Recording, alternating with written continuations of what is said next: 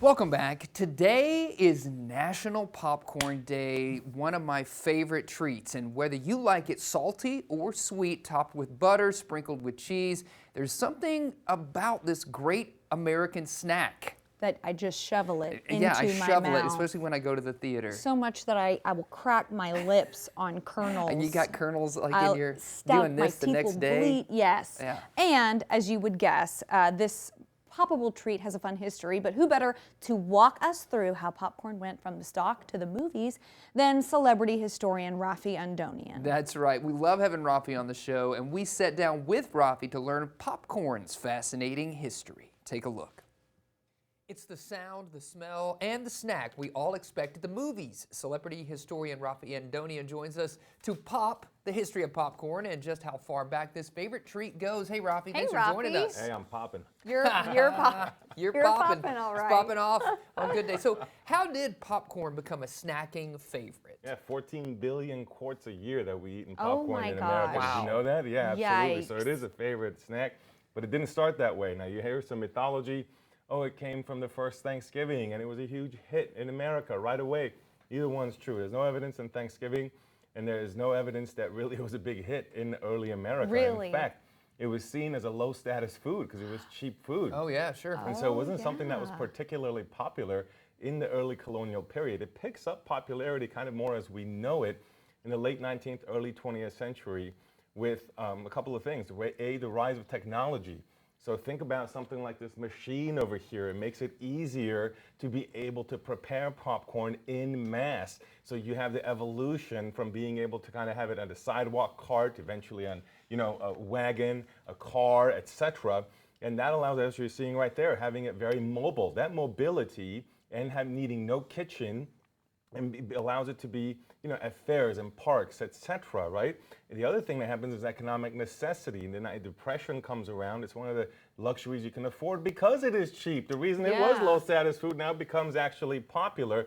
And of course, marketing, going from originally, in the movies, of course, to television in the era of advertising in the 50s and 60s, saying, hey, you can have this popcorn at home just like you have it in the movie theater, and of course microwave popcorn as well in the 1980s, which you're holding right there in your hand. So that's how you kind of have that popularity increase. Let's go back to movie theater popcorn. Yeah. When did that become a thing, us eating popcorn at the movies, and why did it become so popular? It's so closely associated. Here's my movie theater popcorn, right? That you would think that it was a huge hit at movies right away. It was precisely the opposite, believe it or not. Movie theaters did not like popcorn at first because it was messy and it was noisy. Yeah. And think about early on, silent films. When it's quiet, you could be sitting there crunching away. You ever been in a movie and there's that kind of brief silence in between a scene Yes. or between Yes. ads and you hear all the crunching? Yeah. Imagine that for 3 hours in Yeah. a Oh my silent film gosh. era. They don't want that. And how about the mess on the floor? Right. Back in the day, those theaters, remember, movie theaters are trying to be like old, beautiful, grand theaters. Right. They're not going to want like garbage all over the No. place. It's seen as this kind of a fancy place to go. Sure. But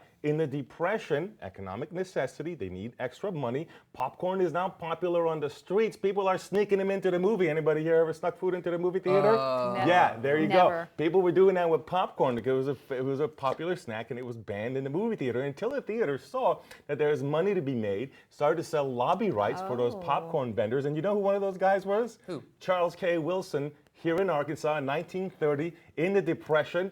Founder, of course, later of the Holiday Inn. That was his first business, making popcorn at the movie theater. Kid you not, borrowed What? $50, got a machine, and sold it there. So that's how it starts. Age 17 at the time, by the way. Yeah. So that's when you start to kind of have it associated with movies, Yeah. and then kind of goes and builds from there. In fact, in the Depression, the movie theaters that resisted suffered, and the movie theaters that allowed the popcorn got more people in. There you go. That's fascinating. Yeah, that is fascinating. And now you are so associated with going to the movies that you can't go into a movie theater these days without somebody holding some That's popcorn. right. That's why movie theater popcorn at home that you can get. Right. Yeah. Yeah. Yeah, exactly. So how far back does popcorn actually go? How long Thousands we've of been, years, we've been believe it or popping not. corn Yeah. for that Of course, long? corn Popping goes corn back. for years now. That's right. Now, of course, corn itself goes back thousands, like tens of thousands of years. Sure. But popcorn is a special variety of corn, and it's been found. The oldest found is actually right here in the United States. Believe it or not, in New Mexico.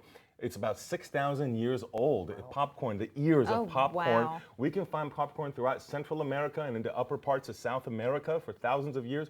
When the Europeans came here, early on from Cortez in Mexico City, he notices the Aztecs are using popcorn ceremonially, dressing the various gods with them, like statues of gods, putting it on them for ceremonial purposes.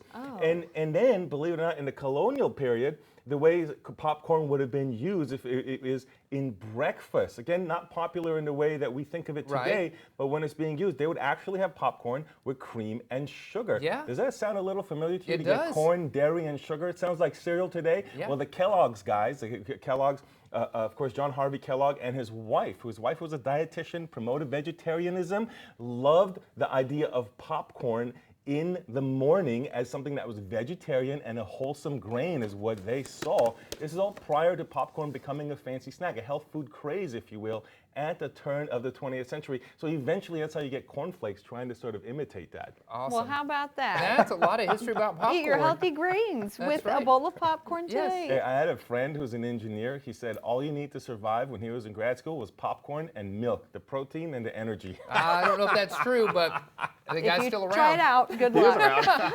Thanks, Rafi. Well, thanks, Rafi. Stay with us. We've got more Good Day in WA coming up after this quick break. Open Go up, on. Open up.